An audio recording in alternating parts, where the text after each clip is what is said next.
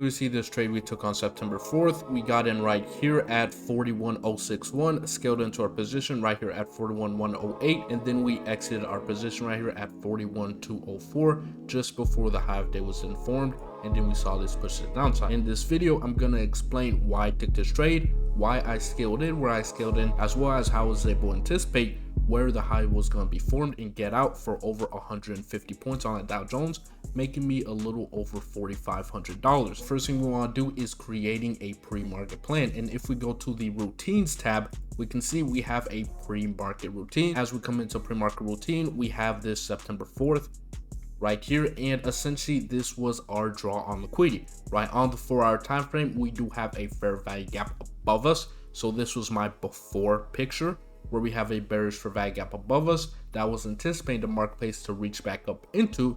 And some key notes that I want to include was we do see the dollar also pushing lower, right? The dollar is inverse to the Dow Jones. So as we're seeing the dollar push lower, that's pretty good signatures for the Dow Jones to eventually push higher. The next key note is gold is reversing. Well, that's really good for our business and higher prices.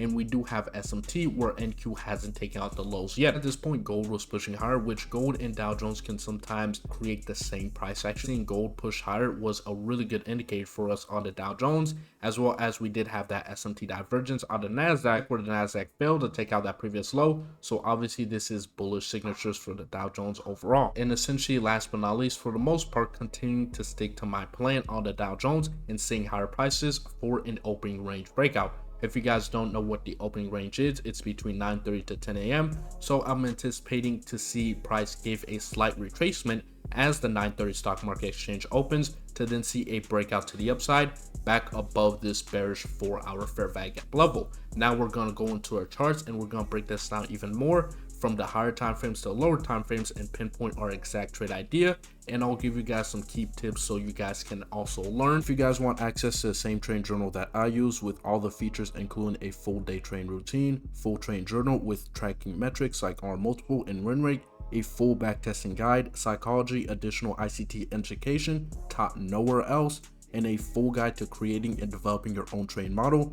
Guys, this is the complete trade journal that you need. Stop paying a monthly fee for your trade journals. Use the Spark Trade Journal to help build progress and become more profitable. Click the link in the description and get your copy today. Thank you. On the day time frame, some key things I want to take note of is obviously this previous day low, and we can obviously see the marketplace reach lower to take out those previous day lows, as well as I want to take note of this last down close candle inside the marketplace on the day time frame as a potential daily bullish order block to potentially give us some type of rejection to maybe see a retracement back to the upside, because we did have this big bearish engulfing candlestick from the previous day, which essentially dropped over 800 points in one day. So that's obviously a substantial move inside the marketplace. So the next day, I'd want to anticipate the market to at least want to give a retracement back into, if we anchor from high to low, back into either the 25 or the 50% of that previous daily candle. And as you can see,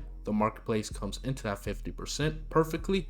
But I'm going to go down to a 4-hour time frame, as the 4-hour time frame will give me additional context. So essentially on the 4-hour time frame, we have this nested 4-hour order block inside of this daily 4-hour order block level as that nested PD array.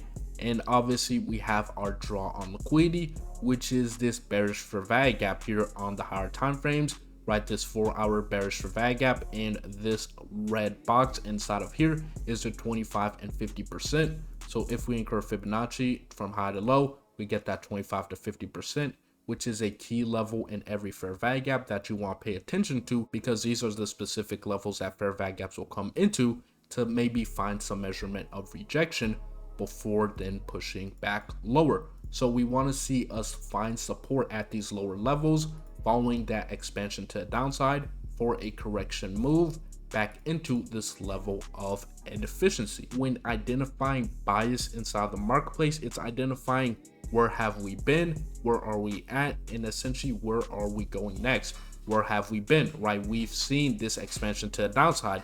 We've been going lower prices. Where are we at? A level of support, which is identified by this level of liquidity from the prior day. Plus we do have this daily order block, which has this nested 4-hour order block. So right now we're at a level of support to then anticipate a push to where we could be going, which is back into these levels of inefficiencies inside the marketplace.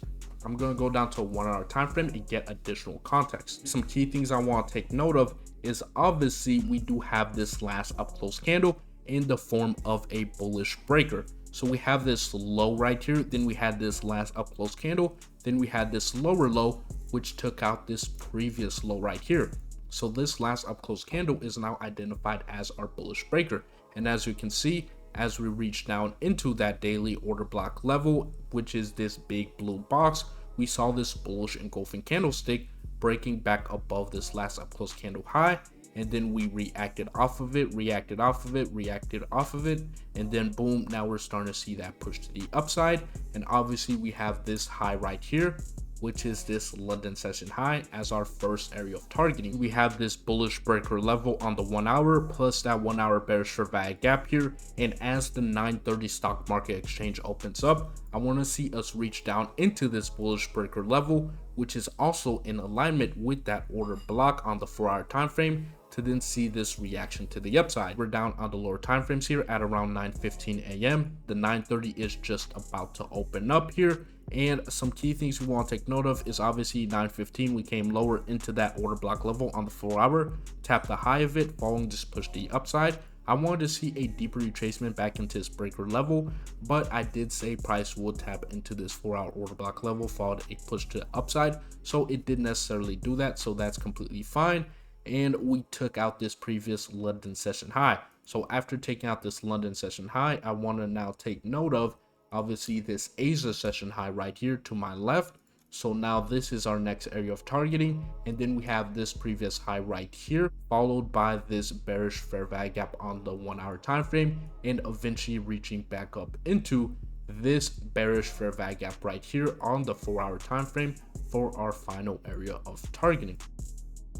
So boom, just like that, the 9:30 just opened up. Obviously 9:30 is the stock market exchange open, so there's a lot of volatility at that exact moment. We came down into this 15-minute order block level, followed by this rejection to the upside. Now I'm going to go down to a lower time frame like the 5 minutes to see if I can get an additional context. So we're coming down to a 5 minutes time frame, and obviously at 9:30 we saw this initial push to the upside, reaching back into that high here from the 4 hour fair value gap here, and we are seeing a rejection here from that level to then give a retracement into this bullish fair value gap right here on the 5 minutes time frame. And obviously we want to get a little bit more precise, and we want to identify that 50% here, which we do. So we got that 50% of this bullish fair value gap, and if we go from the low to the high here, we are also in a level of discount inside the marketplace. So when we're longing inside the marketplace, we want to long at areas to where we are below the 50% of the range from the low to the high. So we are below that 50% range, which is also in alignment with that bullish fair value gap here. So around this level, I actually took my long position at the 50%. I put my stop loss below this long wick level. When it comes to risk management, something that I do is I focus on price action rather than money. So in this situation, since I had a bigger stop loss, I use less risk so I can have a much bigger stop loss. And once price goes into my favor, I'll scale into my trading position. So this stop loss was about 80 points, just like so, and we're targeting back above higher prices for about 150 points on the Dow Jones from the exact long position. And if we can see price come down into this fair value gap level and then give a bullish engulfing candlestick, I would then scale into my position with my regular risk and obviously move my stop loss a lot closer, because I then got that confirmation. So I want to take note that there was news at 10 a.m. So obviously I had a bigger stop loss to take into account the added drawdown from the news, plus needing that bigger stop size for the fair value gap setup. Let's see what happens here. We can see price comes down a bit. And then we had that news at around 10 a.m. It comes lower.